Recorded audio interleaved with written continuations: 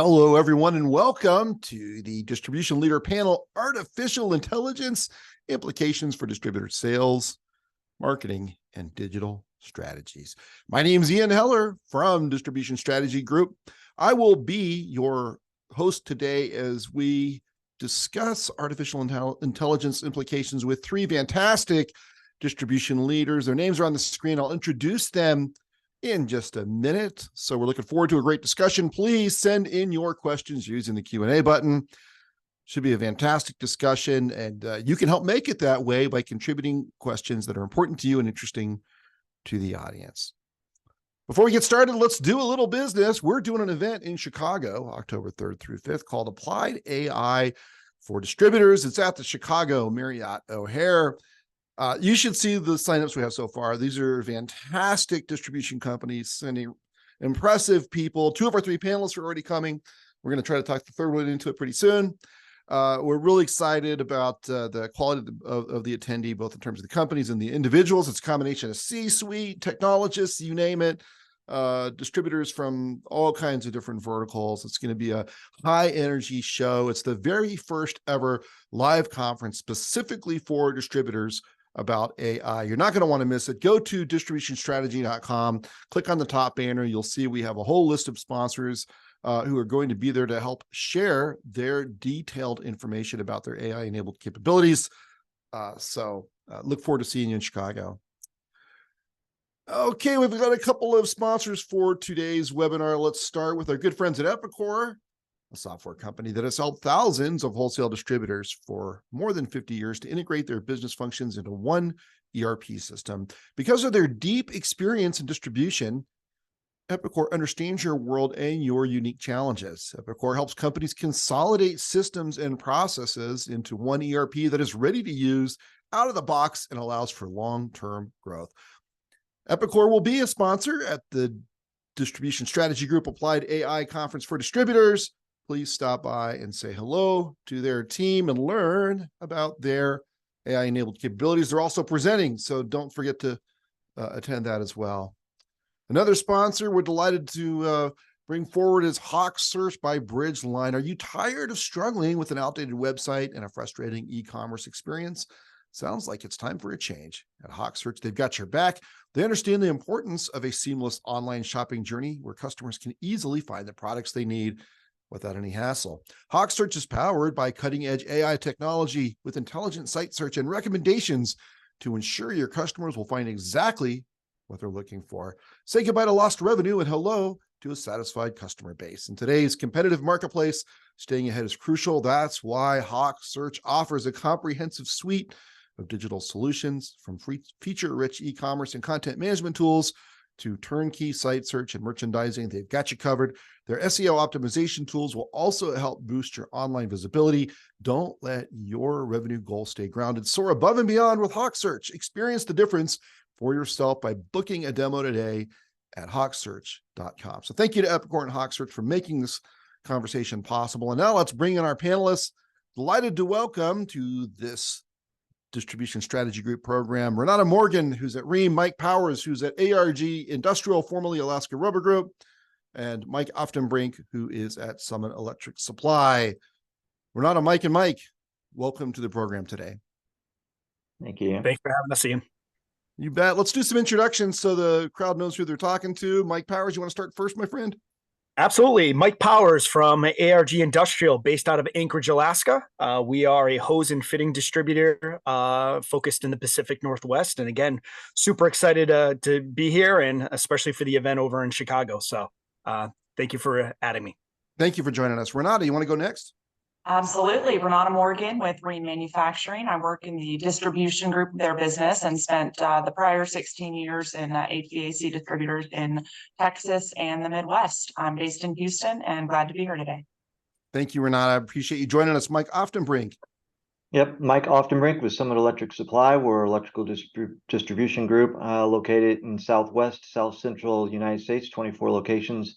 I am the Chief Information Officer, so responsible for all the digital strategy, technology projects, and I am also in Houston.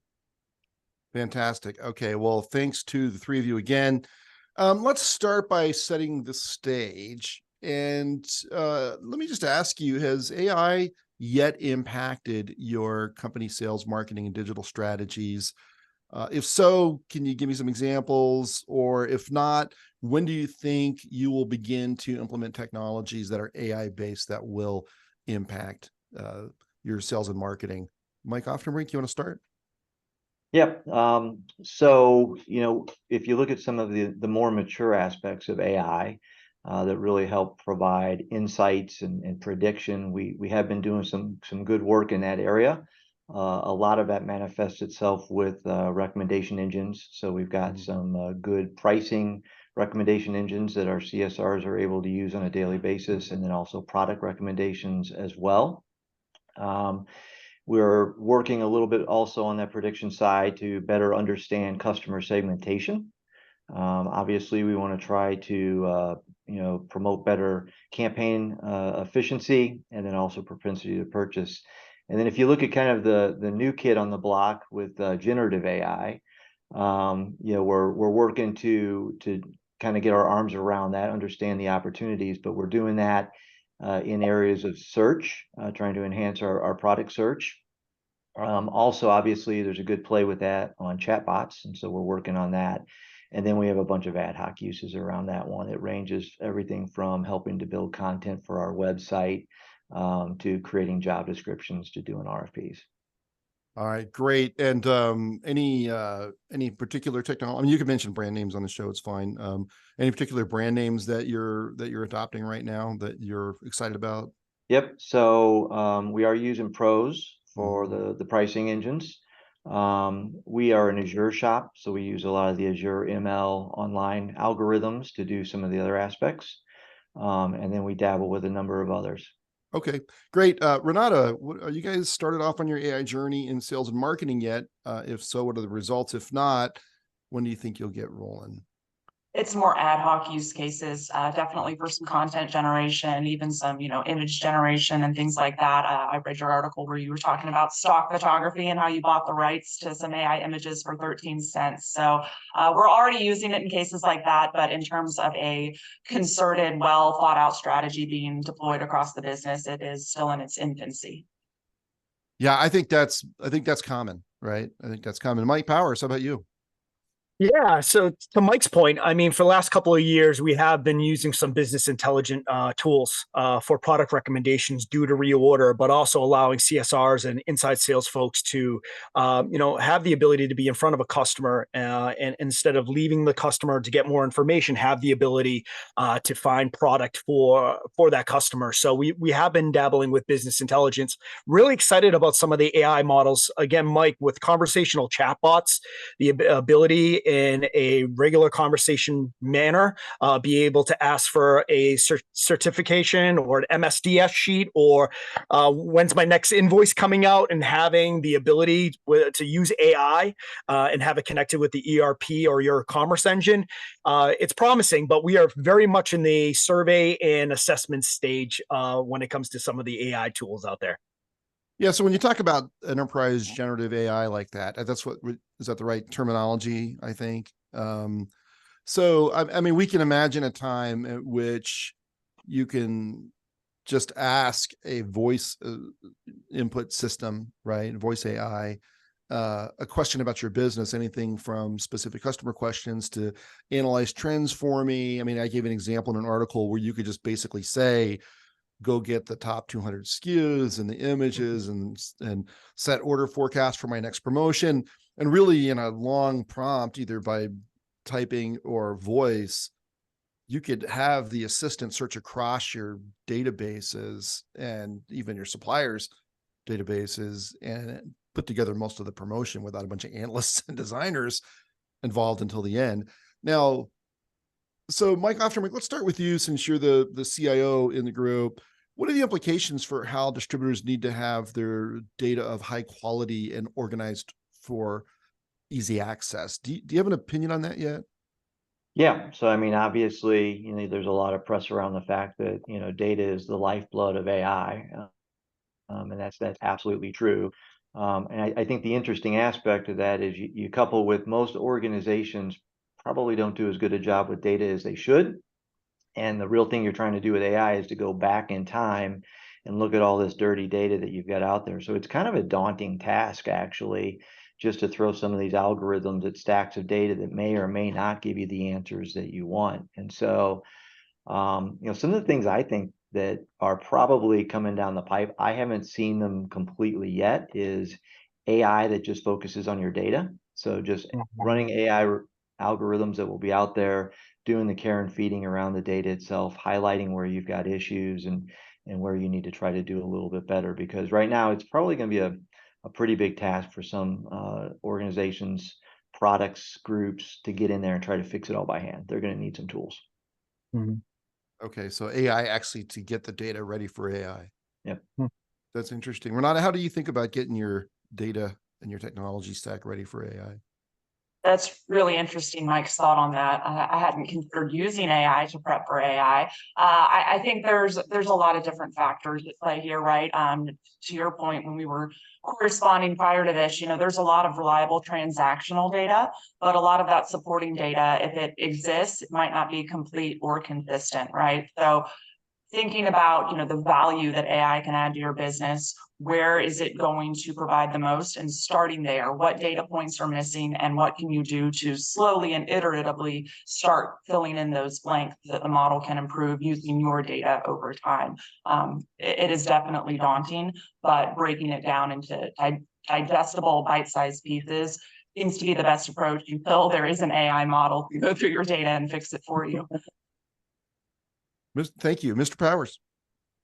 Yeah, it is a daunting task. I mean, when I look at it, our customer data, our PIM data, right? Leveraging AI to kind of help us guide the developing of taxonomies and the different nodes, right? The same can be said with our customer data. And Ian, we're going to be working with you guys in a way to make sure that we're surveying and segmenting our customers. But the first task is to make sure we have customer data and within the organization we have multiple people that have experience with our ERP, but some of that data is just very, very complex.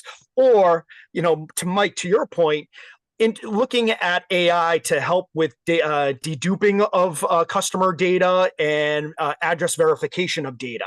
That's a big thing for us as well. Yeah. Do you think there's going to be a time when a significant number of orders come in that weren't entered through a keyboard? And the reason I ask that is the keyboard's a really clunky, slow, almost ancient interface between your brain, that's a computer, and the computer that you're putting the order into. It just feels like, your brain goes zoom, zoom, and the server and the cloud's going zoom, zoom, these super fast computers. And in the middle, you've got this, click, click, click, click, click, click, click. I mean, even talking is faster, but it doesn't seem like there's a lot of orders being placed by voice yet. And then, certainly if you combine vision and speech, it seems like you could look at something or just, or use machine ordering of some kind. I'm just, it feels like we should be eliminating the keyboard in more situations, and we're not. Have you ever thought about, where you see these orders coming from if they're not originating on a keyboard? Are they voice? Are they machine based? Are they coming from, vision? Anybody have a thought on that? So I'll jump in. I do think that's, if you take a look at short, mid, and long term, probably more on the long term scale of things, but I think that's where we're going to go. And I think this is going to turn into a bit of an AI arms race. Someone's going to get there first and everyone else is going to have to compete on this. But yeah, it makes natural sense that as the efficiencies of AI come to bear, you're going to take out parts of the process that are inefficient or not needed. And the demand signal is going to go as close to where the actual demand is created as possible. So I look at things like BIM systems where somebody's putting together the plans for an entire building. That's where you first know that you're going to need electrical components. And then, why can't we take that demand signal, push it through the rest of the process, and have AI take a look at that, decompose it down into material requirements, and then be able to come back and say, here's when your delivery can show up. Renata, I think you were going to say something too. Yeah, I view it as an evolution almost of EDI. EDI has been used in businesses for decades for ordering, and it's pretty commonplace from what I've seen. But that's disconnected systems, right? Information's going one way, processing confirmation back. If we can connect those systems and allow them to actually communicate to generate better forecasts, then the human element no longer becomes the keyboard. It becomes reviewing, what the system has generated, approving or adding, some additional context, maybe not in the model, and allowing it to continue to evolve from there with hands-off essentially processing. Yeah, no, I think that's a good insight. And Mike Powers, did you want to add anything to that? Have you thought about this before? We have, Ian. So one of the things is, the moat that's been around our industry in the hose and fitting space is, as of today, we're selling one-off widgets on our website. When someone walks into our Anchorage location or Fairbanks, and they're coming off an oil rig in the North Slope of Alaska, they're coming in with a broken hose and fitting or something that needs to be repaired or duplicated. And one of the things that we're really excited about, and I think it is a long tail view of things, is that giving the buyer of our products the ability to configure an assembly with the fittings and the hose, not just through a keyboard, but having the ability through voice to basically say, hey, this is the hose I'm using, the materials, the size, application, and having maybe some AI create a power rules engine that takes in all the fittings and hoses and produces a one-page spec sheet of an assembly for that customer. So yeah, pretty excited. I agree with you. Maybe 3, 5, 10 years from now, I have 6 kids under 10 in my house, and everything is Siri voice. They don't text anything. So I could definitely see that coming. Wait, you have 6 kids under 10? Yep. 3 boys and 3 girls. Wow. That's amazing. How do you have time for anything? Thank you again for being on the show today. Right? We're out of the house. They're gone. I bet. Okay. So we have a question here from Andrew. Considering the hands-off processing that Renata just mentioned, do you think we will ever get to a point of entire autonomy, or should AI be looked at as a research tool to assist and improve efficiency from a human application? I'll take this one. I guess my personal standpoint is that AI should help. It should improve the lives of people, users, workers, etc. I don't know that it will ever completely replace the human element. And if it does, that's almost a scary point that we've reached. There's got to be oversight and governance, and that is, I believe, a key piece in a lot of people's AI journeys that isn't at the forefront and isn't being considered right now. Mike, what do you think? It's certainly an area that gets a lot of press when you talk about AI. So it's kind of a fun aspect of the discussion. I think the reality of it is, again, looking at the technology that's available today and the applications that we've got out there today. The real approach that you're going to do is what they kind of call Centaur AI, which is half human, half computer. I'm not a real big fan of that term. I kind of like more the co-pilot term, where you've got a human doing their job, but you've got a reliable source of information at the ready to help make that job as efficient and as easy as possible. And I think certainly for the next few years, that's probably where most companies are going to see the benefit around AI. Mr. Powers, do you agree? Yeah, we're looking at it as an assistant, right? Internally, externally. At the end of the day, they're the tribal knowledge that our folks have, right, is what we pride ourselves on, and customer service. So leveraging AI to help and get tasks done more efficiently and faster, I think, is really why we're looking at the assistant part of the value prop as being really exciting. So I'm going to be the contrarian here. And say, I think it's going to eliminate millions and millions of jobs. And that it's going to create a lot, right? But they're going to be very different. It's like, coal mining jobs went down, computer programming jobs went up, but you just can't take coal miners and make them coders, right? It's a different skill set. So I actually have a column coming out in a few days about this. That's, I think it's called AI is going to cost millions of jobs. And I think, in the short term, there's going to be a lot more sort of turbocharging the human than it is replacing them. But I think it's important for people in their careers to be realistic about the fact that their job could be eliminated entirely. And, so they'll go away in one area, they'll come back in another. I'm interested in what the crowd on the phone says. So this is a related question here from Michael. Do you think AI will influence wages first and then influence number of jobs? So in other words, you get paid less because I think this is what you mean, Michael, but you can clarify in a follow-up comment. I think what you mean is if the job gets easier, does that mean that I pay you less because you have less to do? And then later your job gets eliminated. I don't know. What do you think of Michael's question? Mike Powers, you want to start first? Yeah, I don't necessarily agree with that an analysis there. I mean, for us, I think of it as being opposite, right? So I think folks with very good sales and operation skills are going to be highly valued, right? Because at the end of the day, people are, and I'm even finding it now, there's some people that want to talk to somebody. They want to have a conversation with a real person. They want that subject matter expertise. And I think we're going in a direction where when you have that face-to-face engagement and that subject matter expertise, that sales and marketing skills are going to be highly valuable. I'm not sure with that approach where based off the automation that the salary and wages are correlated. I'm not there yet. Yeah.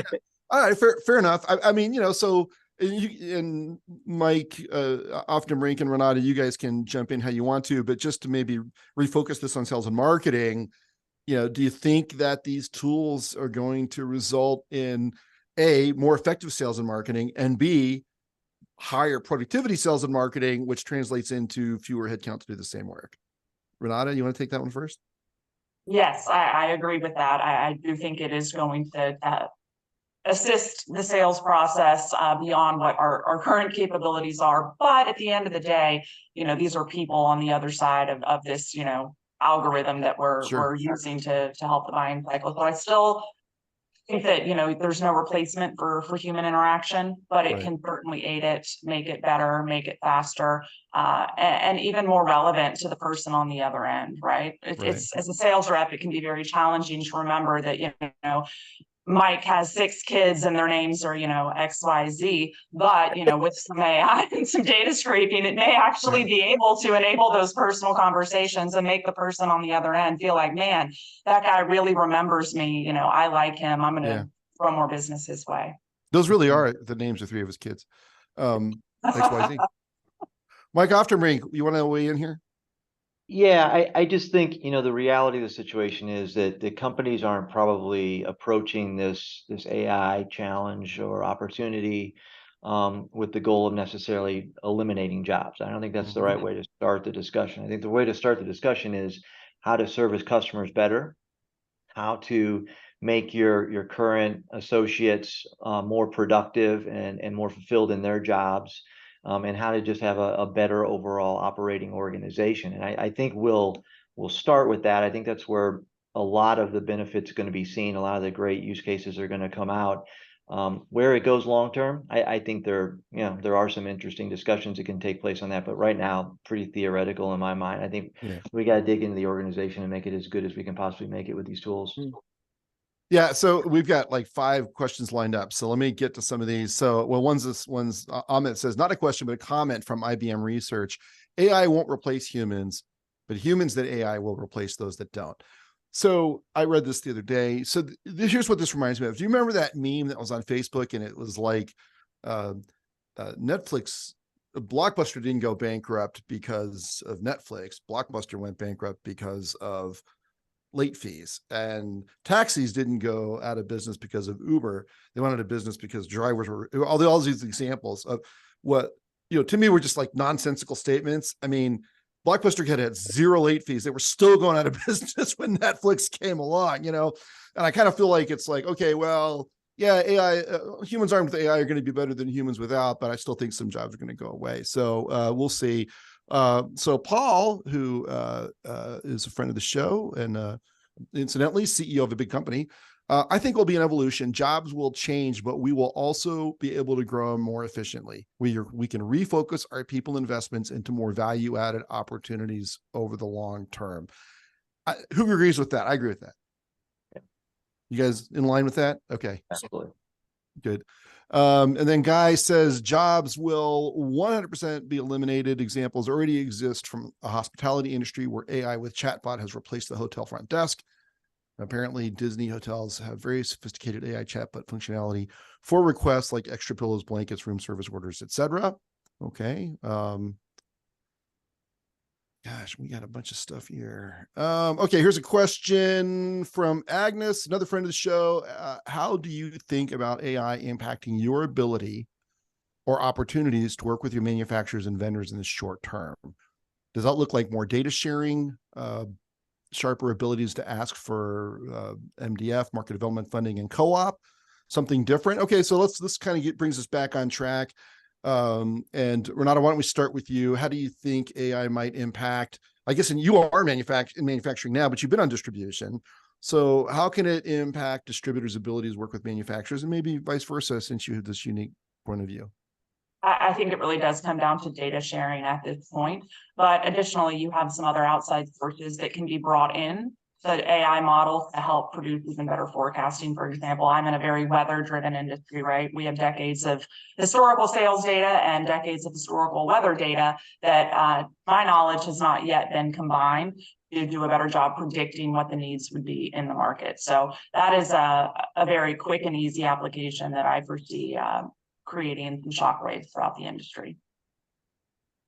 Mike Oftenbrink, you want to add to that? Thank you, Renata. Yeah, no, I completely agree on a couple of points that Renata just brought up. One of them is, we mentioned earlier, data is the fuel for AI. And so I think organizations that can share that data and enrich their AI better are going to benefit from it. So there's going to absolutely be some benefits from organizations coming together, sharing data, and then training models based off of that. Her point about predictive analytics is spot on as well. And, I've worked part of my career in other industries, and we've actually had opportunity to do that. And I think we can bring that into the distribution industry a little bit more.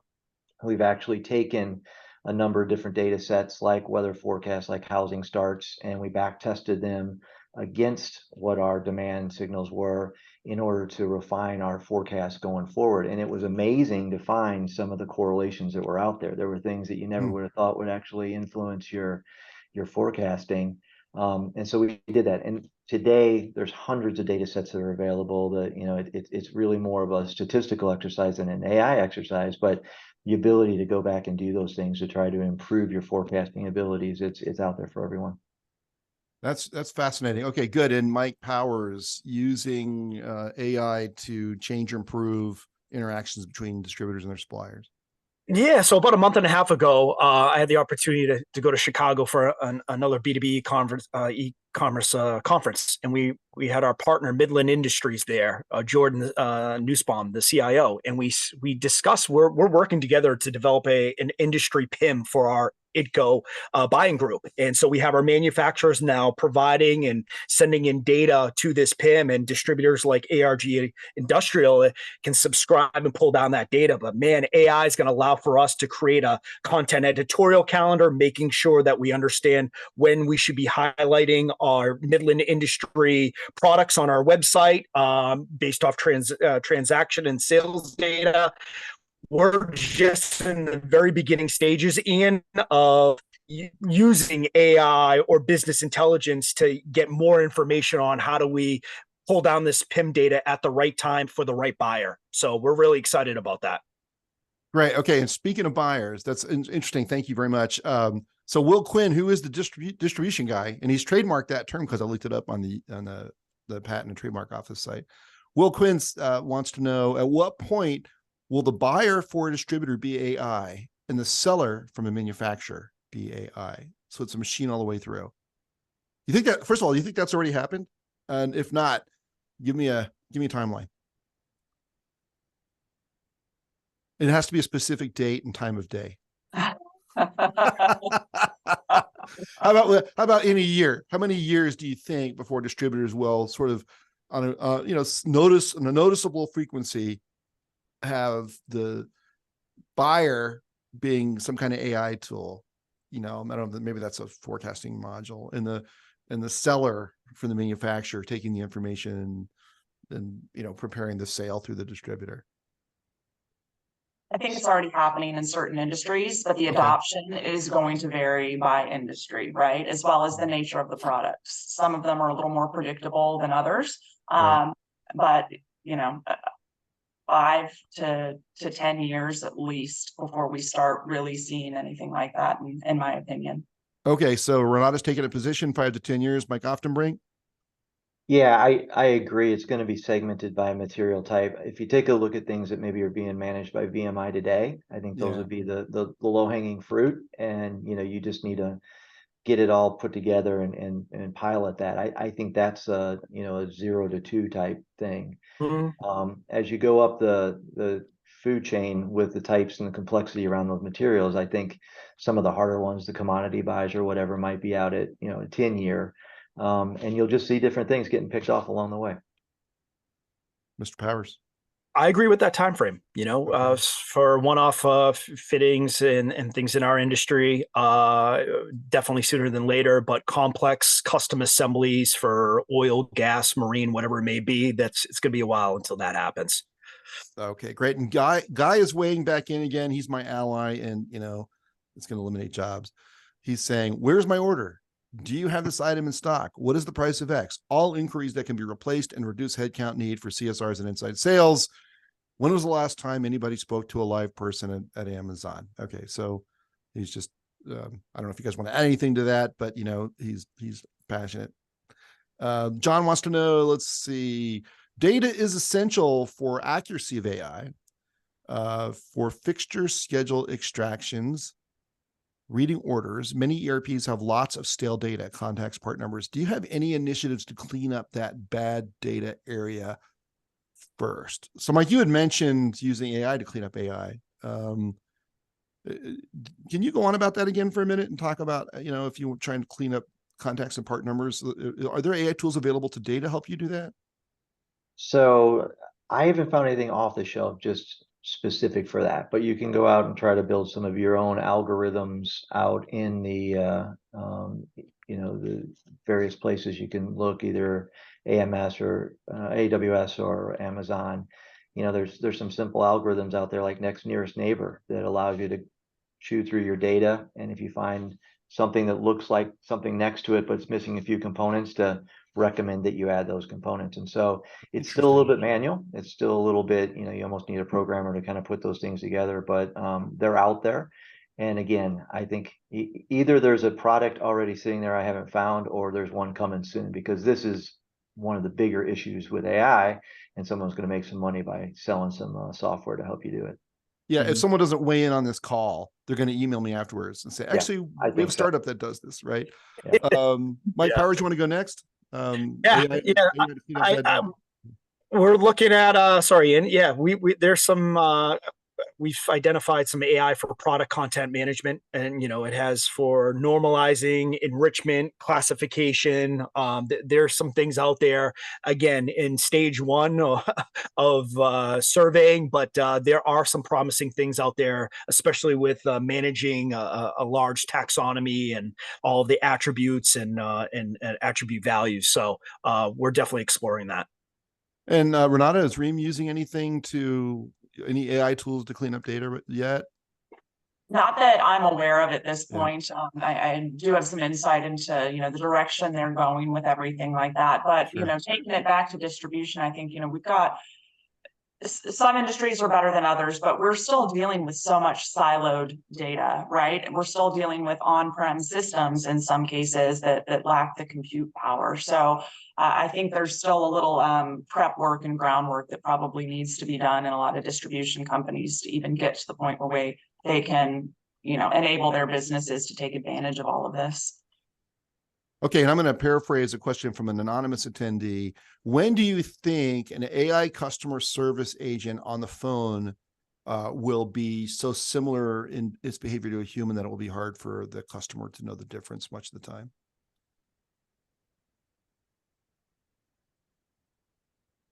So I think, again, and I'll probably say this too many times on the call, but It really depends on the use case that you're looking at. I think there's probably a number of use cases that you can do it today. There's chatbots that can, to Mike's point, tell you what's your order status, what's the delivery date, all of the basic blocking and tackling type things that you might have on a very simple inquiry.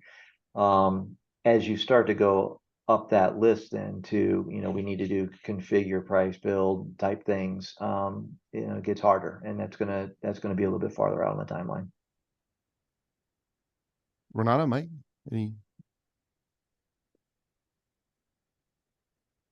I think there could be some new business models popping up around some of these topics, and really coming in and, like you said, making some money off of helping these businesses get to that point. Mr. Powers. Yeah, I mean, I'm going to admit, I think I was faked out about a week and a half ago. I put a customer service call in for a refrigerator and part, and I thought it was a person I literally thought it was a human being. They paused. It was a little scary. And then I was like, they got me. So it's going to happen sooner than later, for sure. Yeah, not too much more to add there, but I will admit I did get duped on that. Yeah. So, I mean, we're kind of getting to the area of like what's beyond predictive analytics, right? So, I mean, I think the traditional stages were descriptive, diagnostic, predictive, and prescriptive, right? Do I have that right? And then there's something now, I don't know, I mean, an autonomous car goes beyond that because it's actually taking actions, right? So what is that called? Proactive or something? Is there a name for that next step? Let's call it proactive. At what point what's it going to take in terms of AI capabilities and data and technology so that you just turn over the inventory forecasting to the machine and it's actually, cutting POs and ordering inventory, and the human is just sort of auditing it rather than making decisions? Or are you already there? Mike Powers. Oh, sorry, Mike Otterman, go ahead. Or I don't know who started to speak. Sorry, I missed it. Renata. Oh, sorry. Go ahead, Renata. No, I was just going to say, I think on the forecasting and inventory side, that is one of the more straightforward areas within distribution that has seen a lot of these tools already deployed. How much they are actually AI versus just, very well conceived algorithms running calculations, I don't really know. But I think that's one of the more straightforward areas because there's a little bit less of a human decision element when it comes to forecasting. That typically is just data. I think where it really comes into play is on the human interaction, the sales and marketing side. Even going back to the previous point about AI chatbots and fooling people, I mean, we're already there in a lot of ways. It's just a matter of how complex the question is or the situation is that you're trying to solve. Got it. Okay. Any other thoughts on turning the keys to the inventory kingdom over to AI, Mike or Mike? I agree with those comments. I think it's probably one of the areas that's a bit more mature. And I think that, to Renata's point, it's been based on statistics for 40 years now. And I think AI is just going to make the outcomes even better from those tools. And so I think those are going to be the ones that you'll see the most traction first. Hey, Mike Powers, you mind if I switch subjects? Because I have a couple more questions I want to get to. And I think this one might be up your area up your alley. One area where AI could play a substantial role is in the development of SEO, SEM. I worked with 2 different consulting firms that said they were actively seeing how they could leverage AI for SEO, SEM, but no specifics. Are you familiar with any technologies out there or consultants that specialize in using AI to improve SEO or SEM? I don't know of any. Do you? No, I have been seeing though on LinkedIn primarily. There's been some content focused on that. I believe there was. I wish I recall the white paper. But yeah, when it comes to meta descriptions and title tags and things of that nature, boosting the overall keyword optimization of your products in your PIM, I think that's going to be something that some of these agencies and folks are going to go after, because a a lot of the task in some of these PIMs is very, very manual, right? And it goes back to like creating a taxonomy and identify the nodes and the attributes. I think there's going to be some SEO or product data AI that's going to help there. Renata, Mike, do you guys know of anybody or any agencies or software companies for SEO or SEM? And this will be another one where I get emails afterwards. So if I do, I'll put them in the comments when we post this on LinkedIn or on our website. So Andrew wants to know, data privacy and security are paramount concerns in today's digital landscape. How can distributors strike a balance between leveraging AI for data-driven insights and ensuring the protection of sensitive customer information? Are there any best practices or frameworks that you recommend? What's a really good question. Anybody have any thoughts on this one? So, I mean, data privacy. I'll add. Go ahead. No, go ahead, Mike. We're putting together a technology committee, and one of the things is data governance and data continuity, and just establishing rules and guardrails around that. So for ARG Industrial, for us, it's just getting the process of getting people together, look at market research, rely on experts, and then just make sure that we're protecting our customers and ourselves for sure. That's all I wanted to add. Yeah, and I think pretty much along the same lines. Data privacy has always been an issue. I think that really what this is it heightens the risk frontier that you've got here. So you really just need to make sure that you've got a lot of those types of protections in place. The other thing that I think could be interesting is just watching the regulatory landscape. And so, you take a look at, obviously GDPR is the big one over in Europe that everybody looks at, but we've also got the CCPA in California and a couple of the other states. And I think certainly the AI discussion is going to probably add fuel to the fires with the states and with at the federal level of talking a little bit more about legislation around data privacy rights. Excellent. Ron, did you want to add anything to that or? No, I don't really have a whole lot to add to that other than, our data is valuable. We've got to protect it, but you've also got to enable your customers and the consumers on the other end of your algorithms to have that level of configuration and some transparency with them, right? Because if we obfuscate too much and blur the lines and don't give them that granularity, then distrust can start to grow. And that is the opposite intent of what we would want to use AI. We want to provide better information to customers when they need it and not, sow distrust amongst them. Great. Okay. So I want to ask about using AI for competitive advantage, right? So I would assume that takes the form of not just better service, but new services, maybe, I don't know, new forms of order entry.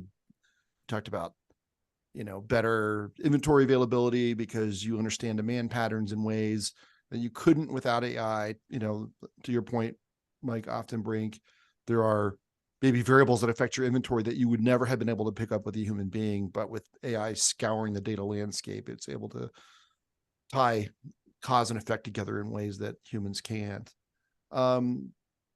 It feels like this is going to increase the importance of bringing technologists into strategy discussions.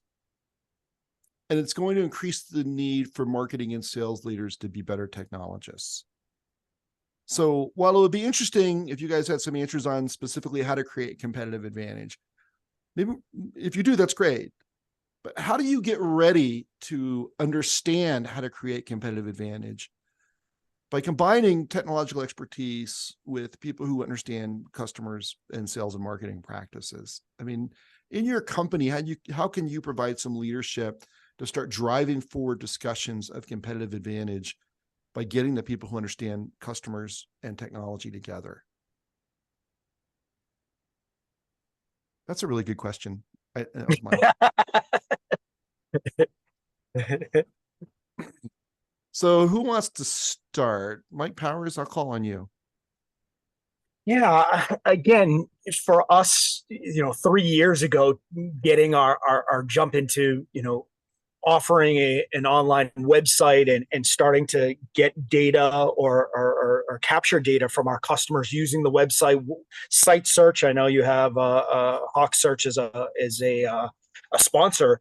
It's been really interesting to see that when we're meeting with our manufacturers, having a conversation around how folks are using the website, what they're searching for, time on page, where they're abandoning, what they're looking for.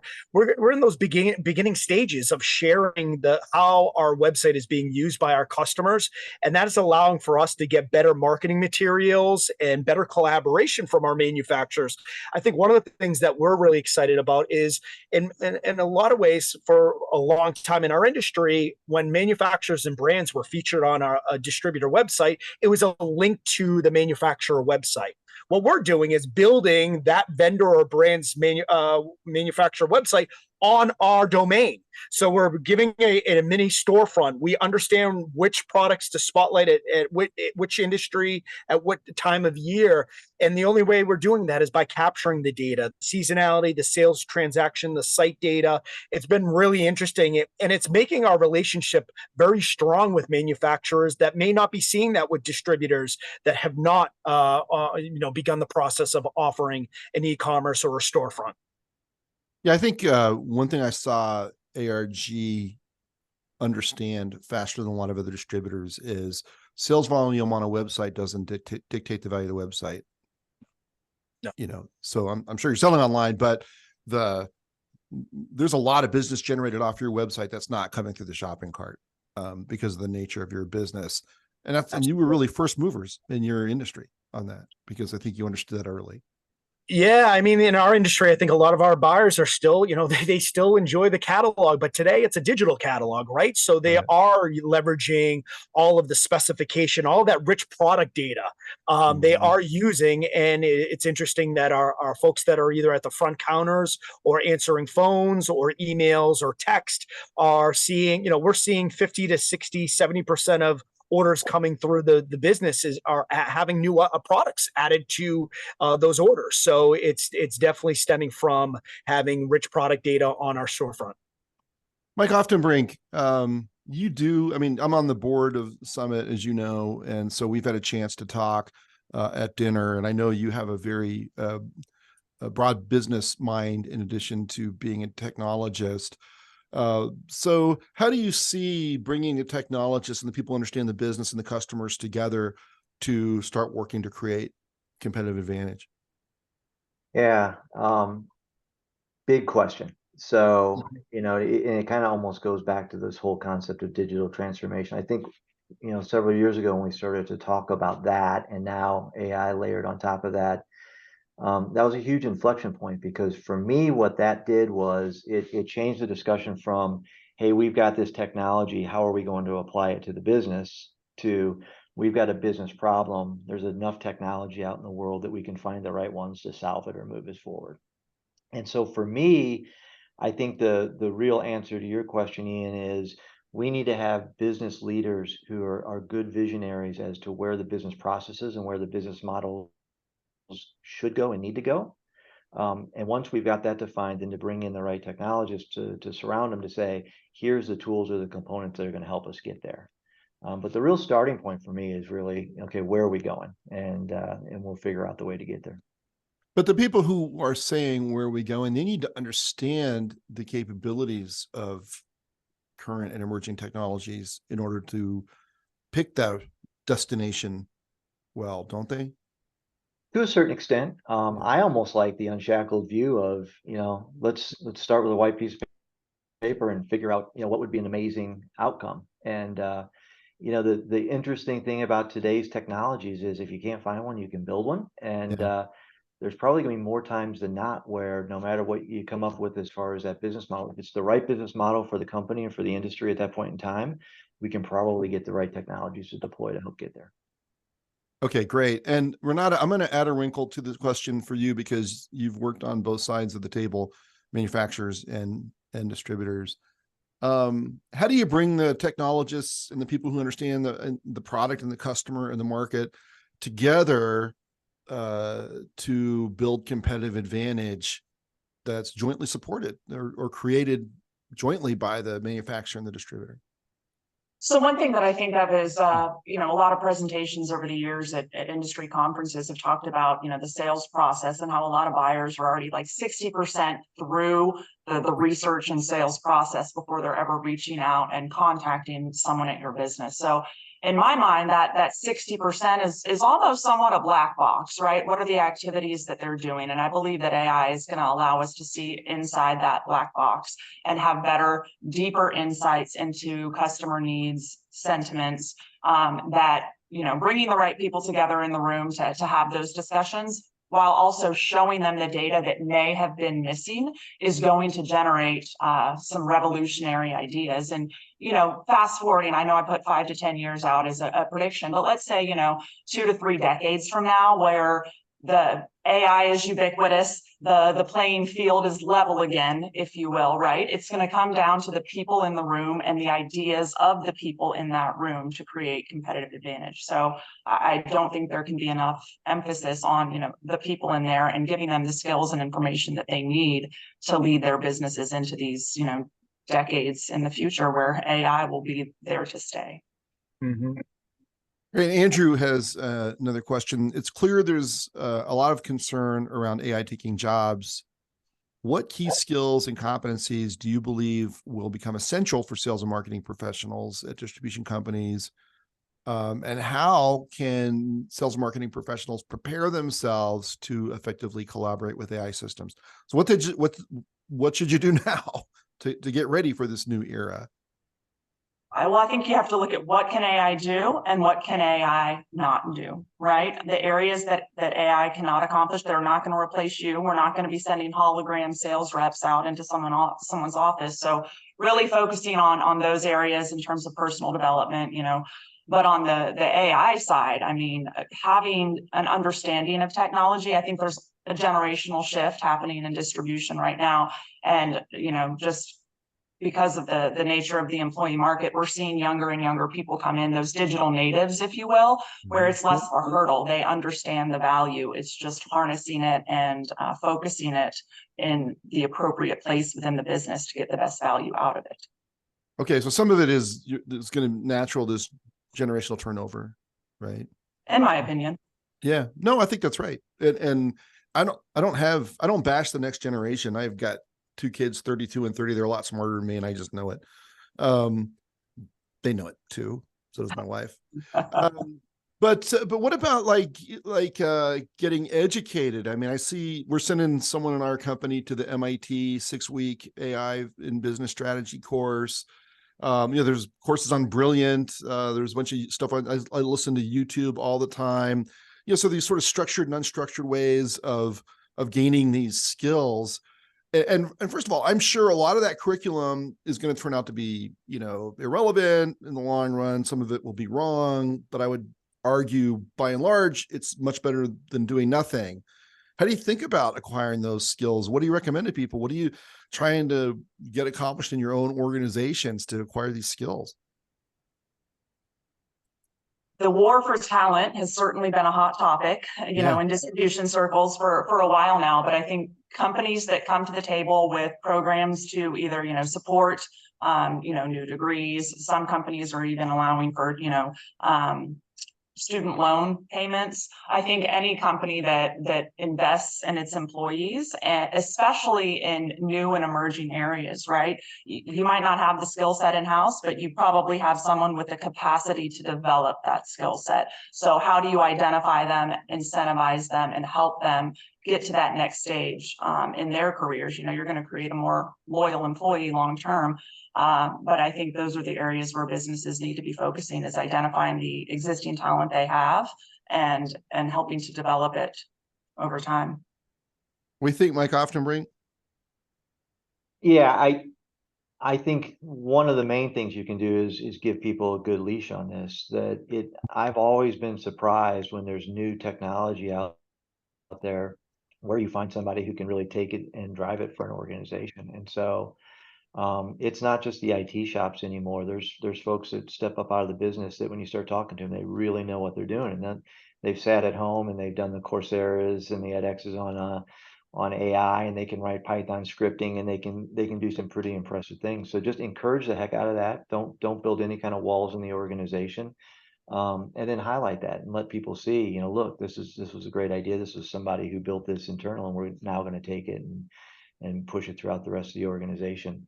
I think this particular type of technology, it reminds me a little bit, and it's much more powerful, but it reminds me a little bit of mobile technology back a few years ago, when as a CIO, you know, I'd sit in my office and everybody would come in the business and say, why can't we use more of these things? Why can't I do this on my iPhone or on my iPad? Yeah. You know, I don't want to use technology at home and then have to stop using it when I come to work. And I really think that over the next few years, there's going to be so much AI in our homes and in our daily lives that people are just going to seamlessly understand how to use this, how to integrate it. And I think businesses are just going to have to try to keep up with letting them have those same types of things in the workplace. So I think folks are going to be experts at this, and they're going to bring it to us. Really interesting. Okay, good. Thank you both for your answers. Mike Powers, we'll let you wrap up. Yeah, Mike said it perfectly. Right person, right seat in our organization. We had somebody that was in an inside sales role, and there was a project to start leveraging Power BI and Power Automate through the Microsoft 365 system. And Mike, to your point, this person has just completely flourished when it comes to managing data, creating workflows through the organization, so that all of the online ordering is being handled with automated notifications, and it's been really powerful to see. But now we're talking about, and especially as an ESOP, our employees are employee owners, so they're already pretty proud of being an employee owner. But now where we're starting to really dive into technology and try to be on the leading edge of it in our industry, we're getting people that were in the organization that weren't technologists now taking some of that subject matter expertise or understanding what's happening in the back of our branches, and they're getting their hands dirty with data. So really, really excited to see, and we got to support them. Trainings, Corsa, seminars, whatever it may be, DSG, content like this. It's great, man. So no, that's all I got for you. That's wonderful. Thank you so much. And thank you for mentioning us, because we do have this conference coming up that we hope people will sign up for. All right, hold on just one more minute, panel. I want to talk about a couple of upcoming programs we have. On our August 23rd, we will have the Wholesale Chain Show, which is a regular interview podcast. Well, Klaus Werner, who used to be the CIO at Global Industrial, or CDO at Global Industrial, and CIO at HD Supply. So he's got a long technology background. We're going to be talking with him about what every CEO should know about artificial intelligence. That's August 23rd, noon Eastern, 9 a.m. Pacific. That's brought to you by our good friends at White Cup. And on August 30th, we will have a webinar on marketplace tools and strategies. That's Ryan Lee, who's the founder and CEO of Nautical Commerce, and Tracy Belo, who's the VP of Category Management at Zorro, in a technology leader panel.